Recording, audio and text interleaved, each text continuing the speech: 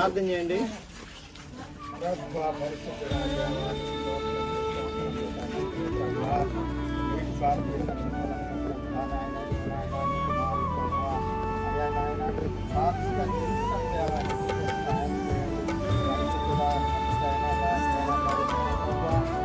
ఎన్ని భోగనలు వచ్చినా నా తండ్రి నాయనకు నిలబడే సాయం చేయండి.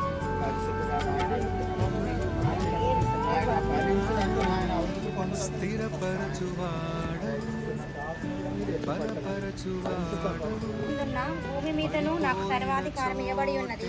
కాబట్టి మీరు వెళ్లి సమస్త జనులను శిష్యులుగా చేయుడి. తండ్రి యొక్కయు కుమారుని యొక్కయు పరిశుద్ధాత్మ యొక్కయు నామములోనికి వారికి బాప్తిస్మం ఇచ్చుచు నేను మీకు ఏ సంగతులను ఆజ్ఞాపించుతునో వాటన్నిటిని గైకొనవలెనని వారికి బోధించుడి. ఇదిగో పరచువాడవు హెచ్చించువాడవు మా పక్షము నిలిచి జయమిచ్చువాడవు. ఏమైనా చేయగలవు, కథ మొత్తం మార్చగలవు. నీ నామముకే మహిమంతా తెచ్చుకొందు. ఏమైనా చేయగలవు, కథ మొత్తం మార్చగలవు. నీ నామముకే మహిమంతా తెచ్చుకొందు. యేసయ్యా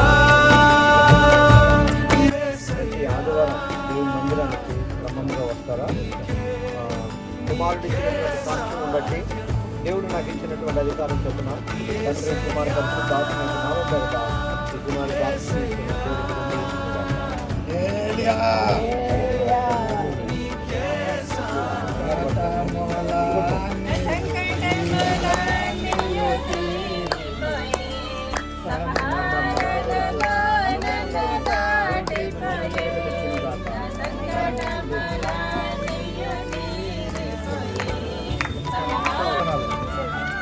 యేసయ్య మన కొరకు మన పాపముల కొరకు ఆ శిలువలో చనిపోయారని నమ్ముతున్నావా?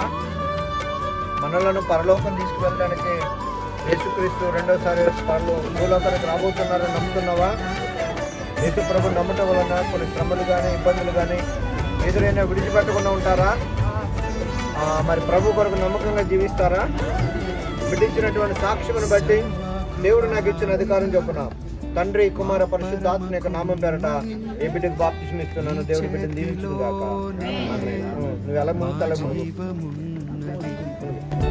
సర్వకృపానిధి మా పరమ కుమ్మరి నీ చేతిలోనే మా జీవమున్నది.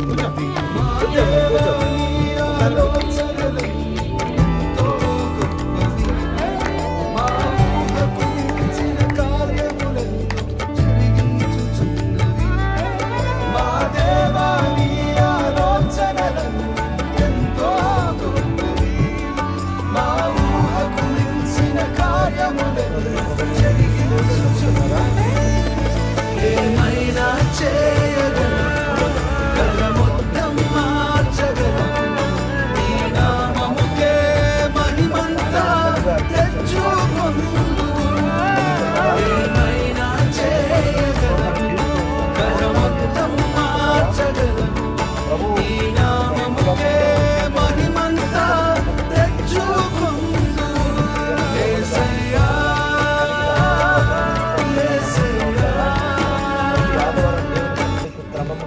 వస్తారా? బిడ్డించినటువంటి సాక్ష్యాన్ని బట్టి దేవుడు నాకు ఇచ్చిన అధికారం చొప్పున తండ్రి కుమార్ పరిశుద్ధాత్మ యొక్క నామం పేరట ఈ బిడ్డకు బాప్తిస్మం ఇస్తున్నాము. దేవుడి బిడ్డను దీవించును గాక.